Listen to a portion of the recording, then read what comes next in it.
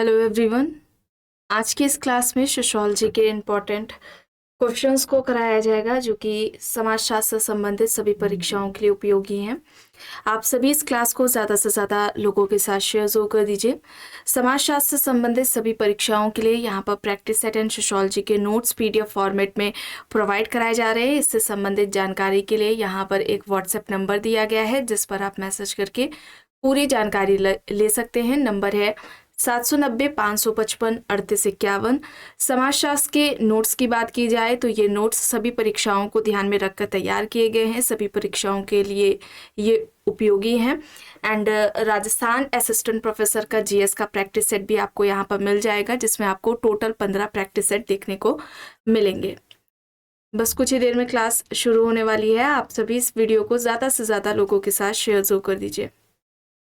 देखिए यहाँ तक हो गया था, चलिए यहाँ से शुरू करना है। प्रश्न है, एम.एन. श्रीनिवास ने सामाजिक संरचना की अवधारणा किससे सीखी? विकल्प में यहाँ पर रेडक्लिफ ब्राउन, जॉन बेन्स, हर्बर्ट स्पेंसर, एम.एल. दुर्खाइम यहाँ पर दिए गए हैं। एम.एन. श्रीनिवास ने सामाजिक संरचना की अवधारणा किससे सीखी?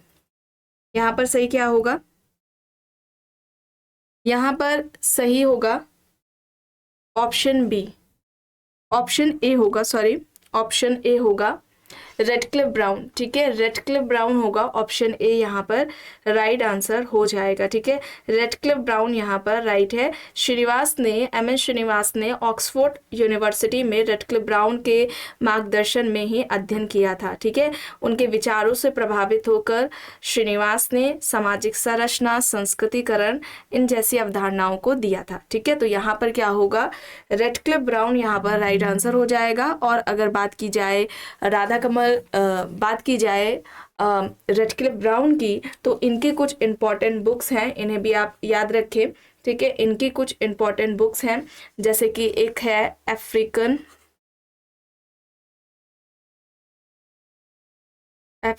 System of kinship and marriage. ये अक्सर एग्जाम्स में पूछी गई है। 1950 में ये पुस्तक आती है। इस पुस्तक में इन्होंने बात की है संरचना की। ठीक है, संरचना की इस पुस्तक में बात की है रेडक्लिफ ब्राउन ने। African system of kinship and marriage, इस पुस्तक में संरचना स्ट्रक्चर की बात की है रेडक्लिफ ब्राउन ने। इसके अलावा structure and function, structure and function in primitive society है, और ये आती है 1952 में। और इस पुस्तक में प्रकारवाद की बात की है, फंक्शनलिज्म की बात की है, प्रकारवाद की बात इस पुस्तक में रेडक्लिफ ब्राउन ने की है। यहाँ पर ऑप्शन ए हो जाएगा। प्रश्न है, ब्लूमर ने पहचाना है प्रतीकात्मक अंतःक्रियावाद के 2 बुनियादी सिद्धांत को, या फिर प्रतीकात्मक अंतःक्रियावाद के 3 सिद्धांत को, 4 या फिर 5 बुनियादी सिद्धांत को? यहाँ पर क्या होगा?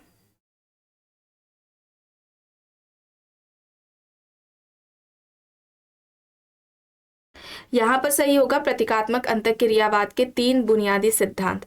ऑप्शन बी यहाँ पर राइट होगा। ठीक है, बी यहाँ पर राइट होगा। पहले जिस सिद्धांत की बात करते हैं उसमें इनका कहना था कि जो व्यक्ति है, मनुष्य है, या वस्तुओं, किसी भी वस्तुओं के प्रति उसी अर्थ के आधार पर कार्य करता है जो वास्तव में अर्थ उन्होंने उन वस्तुओं को दिया हुआ है। ठीक है, दूसरा था कि वह अर्थ जो कि किसी वस्तु के प्रति सामाजिक अंतःक्रिया के माध्यम से उत्पन्न होता है, और तीसरा था कि इन अर्थों को व्यक्ति द्वारा आगे जाकर रूपांतरित और उसे व्याख्यात किया जाता है, उसकी व्याख्या की जाती है और आगे जाकर उन्हें रूपांतरित किया जाता है। उन अर्थों को, किसी वस्तु के प्रति जो अर्थ व्यक्ति ने निकाले उसको आगे जाकर उसकी व्याख्या की जाती है और उसे रूपांतरित किया जाता है। ठीक है, तो यहाँ पर 3 बुनियादी सिद्धांत होंगे। प्रश्न है, निम्न में से कौन सा राधाकमल मुखर्जी द्वारा उल्लिखित सामाजिक पारिस्थितिकी के महत्वपूर्ण कार्य का हिस्सा नहीं है? अनुकूलन, एकीकृत संबंध, संतुलन को मापना, प्रत्यक्षवाद। यहाँ पर ऑप्शंस दिए गए हैं। राधाकमल मुखर्जी द्वारा वर्णित सामाजिक पारिस्थितिकी के महत्वपूर्ण कार्य का हिस्सा नहीं है, यह प्रश्न पूछा जा रहा है। यहाँ पर अनुकूलन, एकीकृत संबंध, संतुलन को मापना, ये सही होंगे। प्रत्यक्षवाद यहाँ पर नहीं है। प्रत्यक्षवाद इस अवधारणा को देने वाले कौन है? अगस्त कॉम्ट है। अगस्त कॉम्ट हैं। अच्छा, अगस्त कॉम्ट ने इस अवधारणा को अपनी किस पुस्तक में दिया था? किस पुस्तक में प्रत्यक्षवाद की बात अगस्त कॉम्ट के द्वारा की गई है? तो बुक का नाम क्या था? Positive philosophy. पॉजिटिव फिलॉसफी, ये इनकी पुस्तक है। इस पुस्तक में इन्होंने प्रत्यक्षवाद को दिया था, ये याद रखिएगा। अक्सर बुक से रिलेटेड प्रश्न पूछे जाते हैं कि किसी समाजशास्त्री ने अपनी अवधारणा या सिद्धांत को किस पुस्तक में दिया है। ठीक है, तो इस पॉजिटिव फिलॉसफी में प्रत्यक्षवाद की बात अगस्त कॉम्ट के द्वारा की गई है। राधाकमल मुखर्जी की बात की जाए तो इनका एक कथन आता है कि समाजशास्त्र क्या है? समाज का महाविज्ञान है। याद रखिएगा, समाजशास्त्र समाज का महाविज्ञान है। इन्होंने ऐसा क्यों कहा? समाजशास्त्र को समाज का महाविज्ञान क्यों कहा इन्होंने? ये समाजशास्त्र को, जो राधा कमल मुखर्जी हैं, समाजशास्त्र को ऐसा विज्ञान बनाना चाहते थे जिसमें अर्थशास्त्र, राजनीति शास्त्र, नैतिकता, पर्यावरण, संस्कृति, उन सभी का वे समावेश करना चाहते थे, और जो कि समाजशास्त्र समाज की संपूर्ण समझ को प्रदान करता हो। समाजशास्त्र ऐसा विज्ञान होना चाहिए जो कि अर्थशास्त्र, राजनीति, नैतिकता, पर्यावरण, संस्कृति, इन सभी को समाहित करता हो और समाज की संपूर्ण समझ ये समाजशास्त्र प्रदान करता हो। इस वजह से इन्होंने क्या कहा था कि समाजशास्त्र क्या है? समाज का महाविज्ञान है। ठीक है, ये याद रखिएगा। और इनकी कुछ पुस्तकें हैं, ये इंपॉर्टेंट है, इन्हें याद रखिएगा, एग्जाम्स के लिए इंपॉर्टेंट है। सभी परीक्षाओं में ये बुक्स इनकी पूछी जाती हैं। तो पहली जो बुक है, the foundations of Indian economics.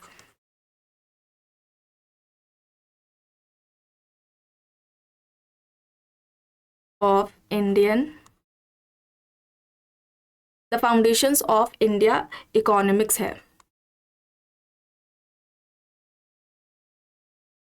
इसके अलावा मैन एंड हीज हैबिटेशन है।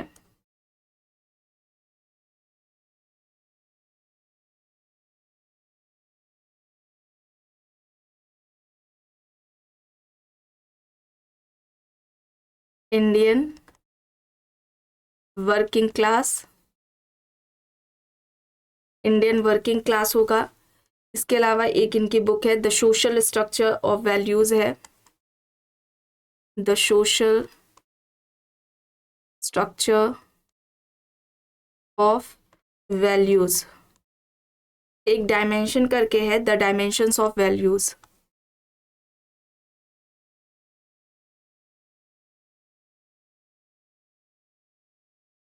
ये कुछ इंपॉर्टेंट बुक्स है राधा कमल मुखर्जी की, इन्हें आप याद रखिएगा, एग्जाम्स में ये बुक्स पूछी जाती है। आगे देखते हैं, प्रश्न है, निम्न में से कौन सा प्राथमिक समूह की भौतिक विशेषता नहीं है? प्राथमिक समूह की भौतिक विशेषता नहीं है, ये बताना है। शारीरिक समीपता, समूह की लघुता, संबंध की अवधि और वृत्ति यहाँ पर दिया है। आप सभी बताइए। प्राथमिक समूह की यहाँ पर अगर हम बात करें तो ये जो कॉन्सेप्ट है प्राइमरी ग्रुप का, ये कॉन्सेप्ट किसके द्वारा दिया गया है? कूले के द्वारा दिया गया है। कूले की ये अवधारणा है प्राथमिक समूह की। अच्छा, कूले ने ये अवधारणा दी थी तो किस पुस्तक में दी है, ये भी इंपॉर्टेंट हो जाता है। तो कूले के द्वारा ये अवधारणा दी गई है किस पुस्तक में? सोशल ऑर्गेनाइजेशन में। सोशल ऑर्गेनाइजेशन में दी गई है। ये पुस्तक कब आती है? 1909 में आती है। इसे भी याद रखिएगा, सन भी पूछ लेता है, वर्ष भी प्रकाशन का पूछ लेता है। कूले ने प्राथमिक समूह की अवधारणा दी थी सोशल ऑर्गेनाइजेशन में, जो कि 1909 में आती है।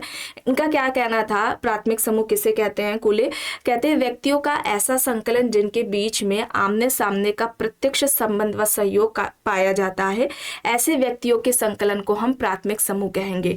एक प्रश्न इनके प्राथमिक समूह के उदाहरण से संबंधित आता है। ठीक है, किसे हम प्राथमिक समूह का उदाहरण कहेंगे? ठीक है, कौन कौन से हैं? तो 3 बताए हैं इन्होंने। कूले ने परिवार को बताया, पड़ोस को बताया और खेल समूह को या मित्र समूह को बताया है इन्होंने। ठीक है, खेल समूह को बताया है।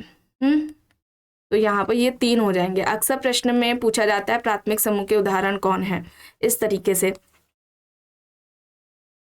इस तरीके से प्रश्न पूछा जाता है, कौन सा उदाहरण है या किसने इन प्राथमिक समूह से संबंधित इन उदाहरणों की बात की, इस तरीके से कुछ प्रश्न पूछा जाता है। और यहाँ पर जो प्राथमिक समूह की भौतिक विशेषता नहीं, उसमें वृत्ति यहाँ पर होगा। ठीक है, शारीरिक समीपता, समूह की लघुता और संबंध की जो अवधि है, ठीक है, ये जो प्राथमिक समूह के निर्माण है, ठीक है, प्राथमिक समूह के निर्माण की तत्व कहें हम या हम दशाएं कहें, किसके द्वारा बताई गई हैं? Kingsley Davis. ठीक है, किंग्सले डेविस के द्वारा प्राथमिक समूह की ये 3 दशाएं, शारीरिक समीपता, समूह की लघुता और संबंध की अवधि बताई गई हैं, इसे याद रखिएगा। और प्राथमिक समूह के जो इन्होंने, किंग्सले डेविस ने प्राथमिक समूह के उदाहरण जो बताए थे, ठीक है, प्राथमिक समूह के जो उदाहरण बताए हैं किंग्सले डेविस ने, इसमें उन्होंने परिवार, जो पड़ोस है, खेल समूह है, जो कि 3 इन्होंने कूले ने भी बताए हैं, इसके अलावा भी बताए हैं, ये याद रखिएगा। परिवार, पड़ोस हो गया, खेल समूह हो गया, ठीक है, खेल समूह हो गया। इसके अलावा इन्होंने गांव की भी बात की है, ठीक है, गांव की भी बात की है प्राथमिक समूह में। तो ये किसने बताए हैं? किंग्सले डेविस ने बताए हैं प्राथमिक समूह के उदाहरण, इसे आप याद रखेंगे। अब प्राथमिक समूह से संबंधित कुछ कथन भी पूछे जाते हैं, जैसे कि मैकएवर एंड पेज का आता है, ठीक है, एक मैकएवर एंड पेज का आता है। इन्होंने सामाजिक संरचना की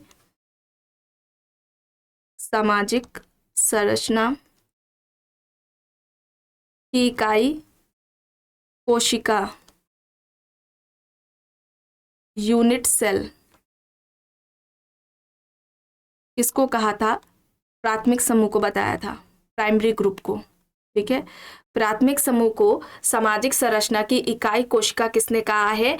मैकएवर एंड पेज ने कहा है, ये याद रखिएगा। ठीक है, ये इस तरीके से एग्जाम्स में पूछा जाता है इनका। ठीक है, आगे देखते हैं। प्रश्न है, दुर्खीम के अनुसार निम्न में से कौन सा धर्म का मुख्य कार्य नहीं है? सामाजिक एकजुटता, सामाजिक नियंत्रण, अर्थ एवं उद्देश्य को प्रदान करना, आध्यात्मिक मुक्ति। दुर्खीम के अनुसार कौन सा धर्म का मुख्य कार्य नहीं है? देखिए, दुर्खीम ने जब धर्म का अपना सामाजिक सिद्धांत दिया था, इससे पहले धर्म की उत्पत्ति के जितने भी सिद्धांत दिए थे, उन सभी का खंडन करते हुए दुर्खीम ने धर्म की उत्पत्ति का सामाजिक सिद्धांत दिया था। ठीक है, दुर्खीम ने धर्म का सामाजिक सिद्धांत दिया था। इस तरीके से पूछा जाता है कि धर्म की उत्पत्ति का प्रकृतिवाद का सिद्धांत किसने दिया? मैक्स मूलर ने दिया। धर्म की उत्पत्ति का आत्मावाद का सिद्धांत किसका है? टाइलर का है। धर्म की उत्पत्ति का सामाजिक सिद्धांत किसने दिया है? तो वो दुर्खीम के द्वारा दिया गया है।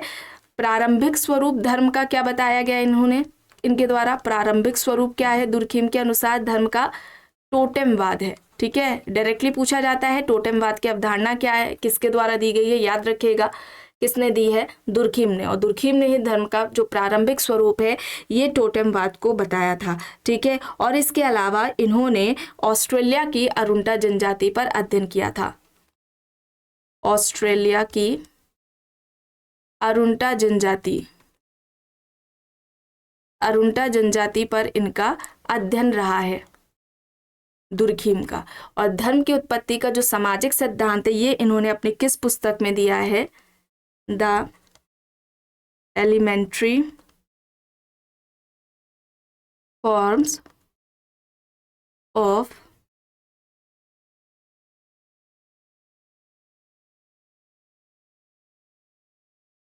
Religious life. और ये कब आती है? 1912 में आती है। ठीक है, 1912 में ये इनकी पुस्तक आती है, इसमें उन्होंने बात किया है, ये याद रखिएगा। और दुर्खीम ने धर्म को पवित्र बताया था। ठीक है,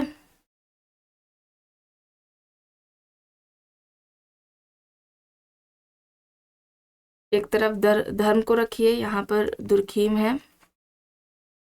दुर्खीम के लिए धर्म क्या है? चलिए ऐसे रख लेते हैं। दुर्खीम के लिए दुर्खीम ने धर्म को पवित्र बताया था। और ये आता है, धर्म को पवित्र विज्ञान और जादू को, ठीक है, विज्ञान और जादू को अपवित्र बताया था। एक आता है मैलिनोवस्की का, इसमें कंफ्यूज हो जाते हैं अक्सर, ठीक है। मैलिनोवस्की ने क्या कहा था? मैलिनोवस्की ने धर्म और जादू को, ठीक है, धर्म और जादू को क्या माना था? पवित्र माना था। और जो विज्ञान है इसको इन्होंने अपवित्र माना था, ठीक है। दुर्खिम केवल धर्म को पवित्र मानते हैं, मैलिनोवस्की धर्म के साथ साथ जादू को पवित्र मानते हैं। और दुर्खिम ने विज्ञान और जादू को अपवित्र माना, मैलिनोवस्की ने केवल विज्ञान को अपवित्र माना था, ठीक है। यहाँ पर आध्यात्मिक मुक्ति होगा, डी यहाँ पर राइट होगा। प्रश्न है, किसने बताया है कि युगल समूह में सामाजिक अंतःक्रिया बड़े समूहों की तुलना में अधिक गहन होती है क्योंकि कोई भी सदस्य दूसरे का ध्यान किसी और के साथ साझा नहीं करते? George Simmel, C.H. कूले, W.G. Sumner, R.K. Merton यहाँ पर ऑप्शंस दिए गए हैं। युगल समूह यहाँ पर जॉर्ज सिमेल होंगे, ठीक है, जॉर्ज सिमेल होंगे। जॉर्ज सिमेल ने समूह के 3 प्रकार बताए थे, एकल, द्वैत, त्रैत, ठीक है, एकल, द्वैत और त्रैत। एकल समूह, द्वैत समूह और त्रैत समूह, ये किसका कॉन्सेप्ट है? ये समूह के प्रकार किसने बताए हैं? जॉर्ज सिमेल ने बताए हैं। ये इंपॉर्टेंट है, याद रखेंगे आप। समनर की अगर हम बात करें, ठीक है, समनर की अगर हम बात करें तो समनर ने समूह के 2 प्रकार बताए हैं, अंतः समूह, ठीक है, अंतः समूह और बाह्य समूह, अंतः समूह और बाह्य समूह। ये किसका है? समनर का है। अंतः समूह और बाह्य समूह, इन ग्रुप एंड आउट ग्रुप का जो कॉन्सेप्ट है ये किसके द्वारा बताया गया है? समनर के द्वारा बताया गया है। और अगर यहाँ पर अगर हम मर्टन की बात करें, ठीक है, तो मर्टन ने भी ग्रुप के यानी कि समूह के 2 प्रकार बताए हैं। एक तो सदस्यता समूह है और दूसरा गैर सदस्यता समूह है, ठीक है। सदस्यता समूह, गैर सदस्यता समूह, ये किसने बताया है? मर्टन ने बताया। समनर ने इन ग्रुप एंड आउट ग्रुप की बात की है। कूले की अगर हम बात करें, ठीक है, कूले की अगर हम बात करें, कूले की बात करें तो ये भी 2 तरह के समूह की बात करते हैं। प्राइमरी ग्रुप, प्राथमिक समूह, ठीक है, प्राथमिक समूह का है, और अर्ध प्राथमिक या आभासीय प्राथमिक समूह। अर्ध जिसे हम क्वासी बोलते हैं, क्वासी ग्रुप का कॉन्सेप्ट अलग है, यहाँ पर अर्ध प्राथमिक समूह बोला जा रहा है, ठीक है।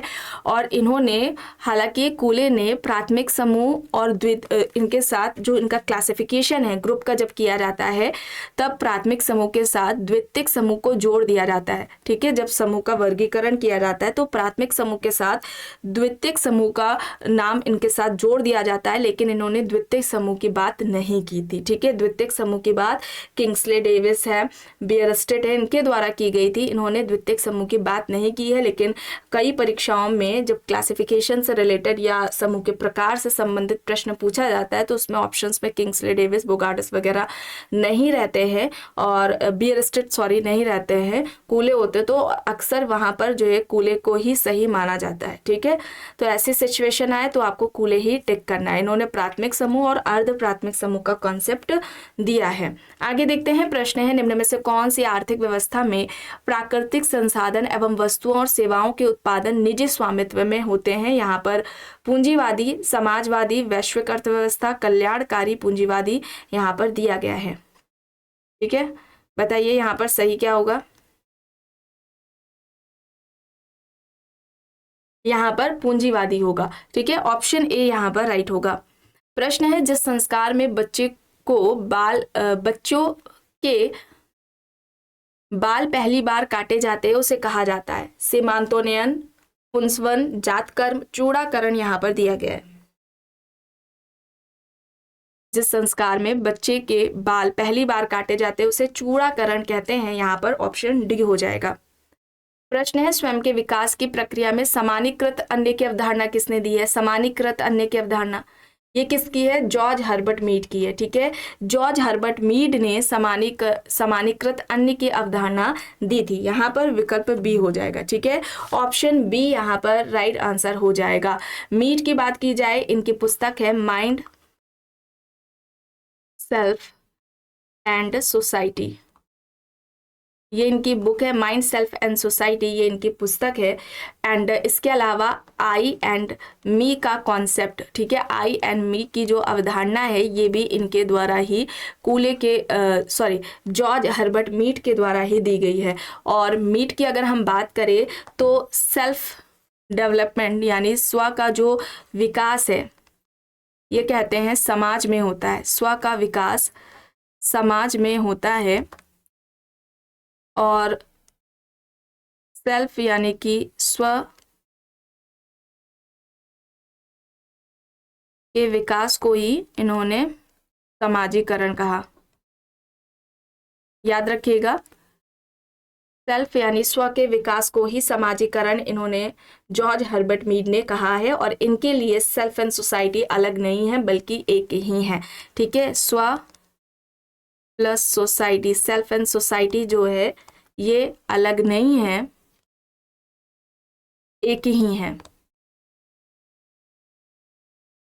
ये किसने कहा है? जॉर्ज हर्बर्ट मीड ने कहा है।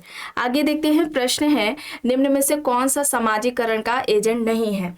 परिवार, विद्यालय, सहकर्मी समूह, मौसम। यहाँ पर ऑप्शंस दिए गए हैं। समाजीकरण यानी सोशलाइजेशन, और समाजीकरण की सबसे पहले बात किसके द्वारा की गई है? जॉर्ज हर्बर्ट मीड के द्वारा ही सबसे पहले समाजीकरण की बात की गई है। इसे भी याद रखिएगा। समाजीकरण कैसी प्रक्रिया है? समाजीकरण सीखने की प्रक्रिया है, इसमें निरंतरता होती है, ये गतिशील प्रक्रिया है। याद रखिए, समाजीकरण कैसी प्रक्रिया है? सीखने की प्रक्रिया है। इस तरीके से पूछा जाता है, सीखने की प्रक्रिया है, जीवन प्रयत्न चलती है, जीवन प्रयत्न चलेगी तो ये क्या है? गतिशील प्रक्रिया है, निरंतरता है,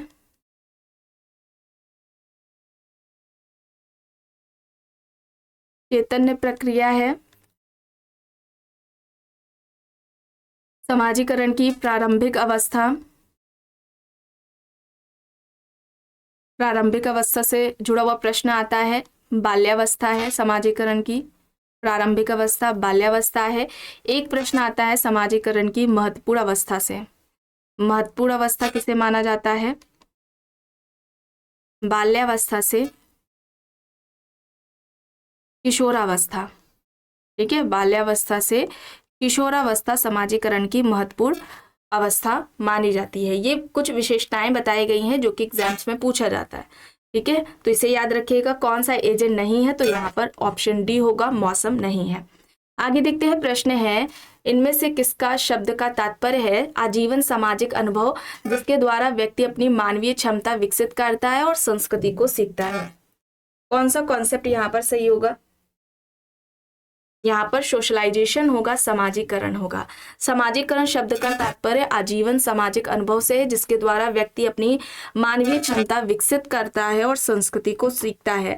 एक समाजीकरण से संबंधित जॉनसन की परिभाषा है, अक्सर एग्जाम्स में पूछी जाती है। जॉनसन का कहना था कि सभी तरह का शिक्षण समाजीकरण नहीं कहलाता है बल्कि समाज के द्वारा जो मान्यता प्राप्त व्यवहार है, मानक है, मूल्य है, उनको आत्मसात करना ही क्या कहलाता है? समाजीकरण कहलाता है। ठीक है, तो ये परिभाषा याद रखिएगा किसके द्वारा दी गई है?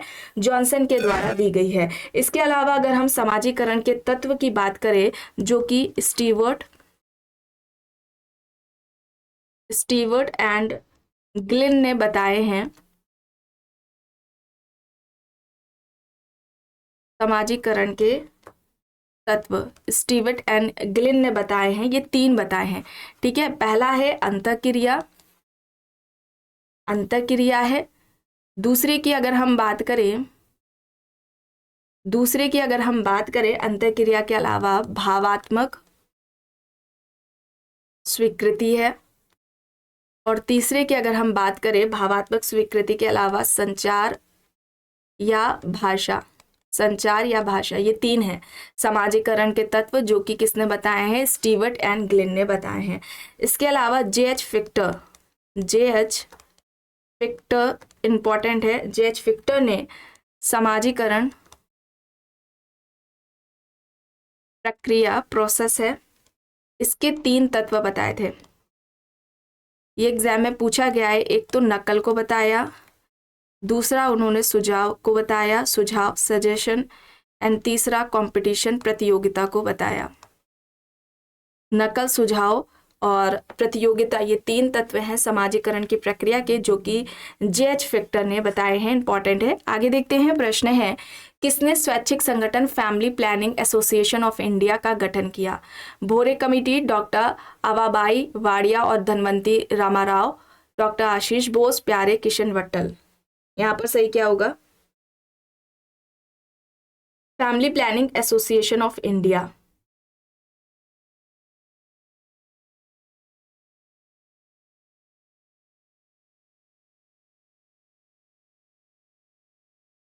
यहाँ पर क्या सही होगा? डॉक्टर आवाबाई वाडिया और धनवंती रामाराव यहाँ पर सही होगा। ऑप्शन बी यहाँ पर राइट होगा। अच्छा, इसकी स्थापना कब होती है? 1949 में होती है। ठीक है, इसकी स्थापना 1949 में होती है। और इसके अगर हम कार्य की बात करें, कार्य क्या है इसके? तो फैमिली प्लानिंग, परिवार नियोजन है, फर्टिलिटी है, स्वास्थ्य है, ये इसके प्रमुख क्या है? ये इसके प्रमुख कार्य हैं। ठीक है, ये इसके प्रमुख कार्य हैं। चलिए आगे देखते हैं। प्रश्न है, 73वें संवैधानिक अधिनियम के लागू होने के बाद 1994 में पंचायती राज चुनाव कराने वाला पहला राज्य कौन सा है? अब ध्यान रखिए, यहाँ पर प्रश्न क्या है? 73वां संवैधानिक अधिनियम के लागू होने के बाद 1994 में पंचायती राज्य चुनाव कराने वाला पहला राज्य कौन था? राजस्थान, मध्य प्रदेश, उत्तर प्रदेश, महाराष्ट्र यहाँ पर दिया गया है। सबसे पहले राज्य जो था जहां पर पंचायती राज व्यवस्था को लागू किया गया था, ये शुरू किया गया था, राजस्थान का नागौर जिला था। ठीक है, राजस्थान के नागौर जिले में 1959 में शुरू किया गया था। किसके द्वारा? जवाहरलाल नेहरू के द्वारा, प्रधानमंत्री जवाहरलाल नेहरू के द्वारा किया गया था। और यहाँ पर 73वां संवैधानिक अधिनियम जब लागू हुआ 1994 में, पंचायती राज चुनाव को कराने वाला जो पहला राज्य बना था, ये मध्य प्रदेश बना था। ठीक है, तो यहाँ पर ऑप्शन बी होगा सही। प्रश्न है, कौन सा संवैधानिक प्रावधान पंचायती राज संस्थाओं को कराधान और वित्तीय स्वायत्तता के माध्यम से राजस्व उत्पन्न करने का अधिकार देता है?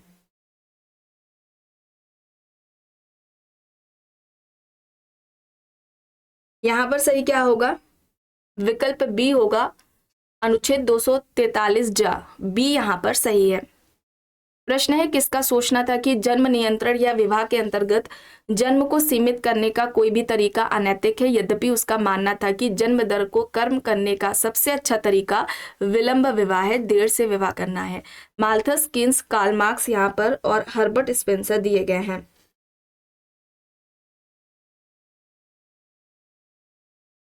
यहाँ पर सही होगा माल्थस। ठीक है, माल्थस होगा। ठीक है, जनांकिकीय, सामाजिक जनांकिकी के ये जनक हैं, सामाजिक जनांकिकी के ये जनक हैं। ठीक है, चलिए आगे देखते हैं। प्रश्न है, निम्न विचारकों में से किसने जनसंख्या समस्या पर अपने विचार नहीं दिए हैं? कन्फ्यूशियस, प्लेटो, अरस्तु, डेकार्ड यहाँ पर ऑप्शंस हैं। जनसंख्या समस्या पर अपने विचारों को व्यक्त नहीं करने वाले कौन हैं? डेकार्ड है। ठीक है, डेकार्ड है, और डेकार्ड आधुनिक दर्शन के जनक इनको माना जाता है, आधुनिक दर्शन का जनक इन्हें माना जाता है, डेकार्ड को। ठीक है, प्रश्न है, निम्न में से किसने सकारात्मक जांच कारक जो मृत्यु दर बढ़ाते हैं और निवारक कारक जो प्रजननशीलता घटाते हैं इसकी बात की? Herbert Spencer, Keynes, Kingsley Davis, Malthus यहाँ पर ऑप्शंस दिए गए हैं।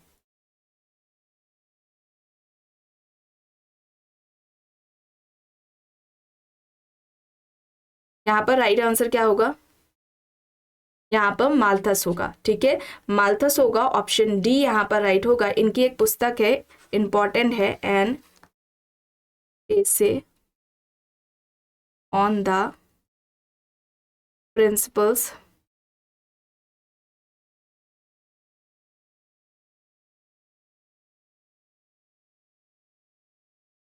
ऑफ पॉपुलेशन,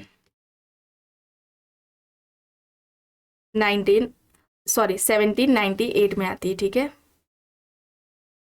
1798 में आती है ये पुस्तक, 1798 में आती है, ये वर्ष भी पूछा जाता है प्रकाशन का, ठीक है, तो यहाँ पर ये माल्थस हो जाएगा।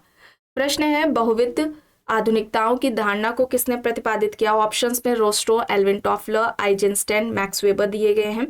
बहुविध आधुनिकताओं की धारणा को देने वाले कौन हैं? यहाँ पर राइट क्या हो जाएगा? राइट यहाँ पर क्या होगा?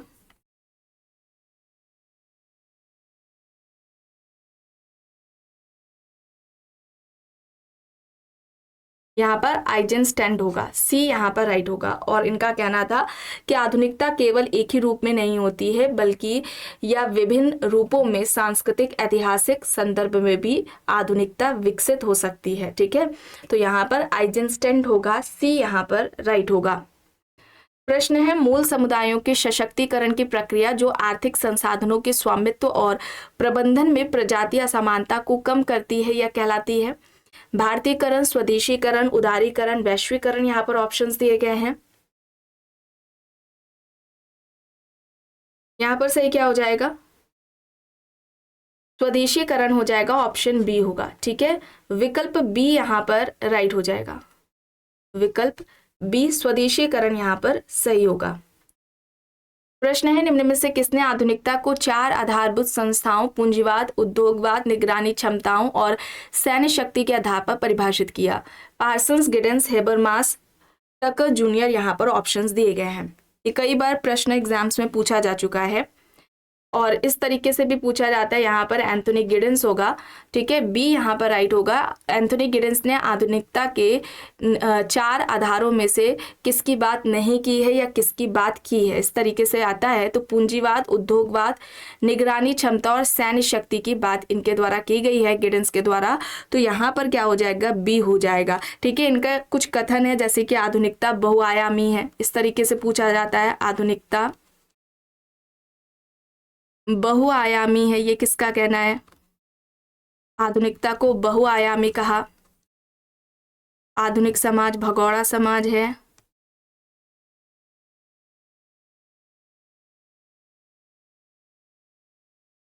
ये इनका स्टेटमेंट आता है। आधुनिक समाज को, आधुनिक समाज प्रतिबिंब समाज है, इस तरीके से पूछा जाता है, इनका आता है। किसने कहा है? इस तरीके से पूछा जाता है, आधुनिक समाज बहुआयामी, जिसपे उन्होंने कहा था कि परिवर्तन और गतिशीलता हमें देखने को मिलती है, ठीक है। आगे देखते हैं, प्रश्न है, किसने कहा है कि विकास को न्याय, संपोक्षता और समावेशन को सुनिश्चित करना चाहिए? David Korten, Dudley Seers, Manfred A Max-Neef, Moser, यहाँ पर ऑप्शंस हैं। यहाँ पर राइट होगा डेविड कॉटन, यहाँ पर ऑप्शन ए होगा, ठीक है, ऑप्शन ए यहाँ पर राइट होगा। प्रश्न है, निम्न में से कौन सा भारत में गरीबी का कारण नहीं है? समावेशी आर्थिक वृद्धि का अभाव, तीव्र जनसंख्या वृद्धि, बेरोजगारी और अल्प रोजगार, भूमि सुधारों का क्रियान्वयन। गरीबी का कारण नहीं है यह पूछा जा रहा है, गरीबी का कारण नहीं है, यहाँ पर भूमि सुधारों का क्रियान्वयन, डी यहाँ पर राइट होगा। प्रश्न है, संपोषक यानी कि धारणी विकास के लिए संस्कृति का तर्क किसके द्वारा विकसित किया गया? गुरनाम मिर्डॉल, स्टोवेन हेगन, एरिक फ्रॉम, एडोनो, यहाँ पर ऑप्शंस है।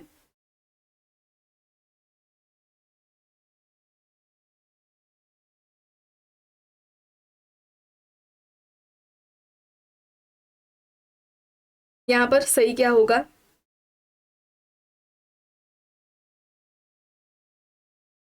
यहाँ पर स्टोवेन हैगन होगा, बी यहाँ पर राइट होगा। प्रश्न है, उत्तर संरचनावाद की व्याख्या करते हुए किस विचारक ने विखंडन की अवधारणा को रखा है? लेमिट, देरिदा, फूको, गॉडलियर यहाँ पर ऑप्शंस हैं। उत्तर संरचनावाद की व्याख्या करते हुए किस विचारक ने विखंडन की अवधारणा को रखा? यहाँ पर राइट क्या होगा? विखंडन की अवधारणा ऐसे भी डायरेक्टली पूछ लिया जाता है, किसकी अवधारणा है? देरिदा के द्वारा दी गई है। बी यहाँ पर राइट होगा। अब इनकी कुछ इंपॉर्टेंट बुक्स हैं, जैसे कि द ग्लास है, ठीक है, एक क्या है, द ग्लास है, ये कब आती है? 1974 में आती है द ग्लास। इसके अलावा स्पीच एंड फिनोमेना है, ये याद रखेंगे आप। ऑफ ग्रामेटोलॉजी है,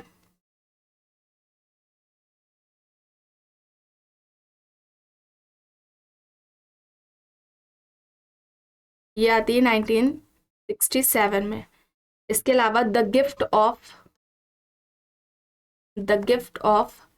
डेथ है, द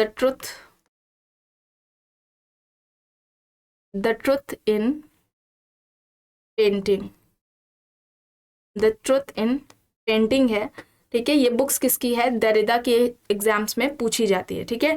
आखिरी प्रश्न है, दो या अधिक राष्ट्रों या सांस्कृतिक क्षेत्रों के ग्रामीण जीवन के तुलनात्मक अध्ययन के लिए जिस उपागम का प्रयोग किया जाता है वह कहलाता है अंतः सांस्कृतिक उपागम, तुलनात्मक उपागम, संरचनात्मक प्रकार्यात्मक उपागम या फिर उद्विकासी उपागम।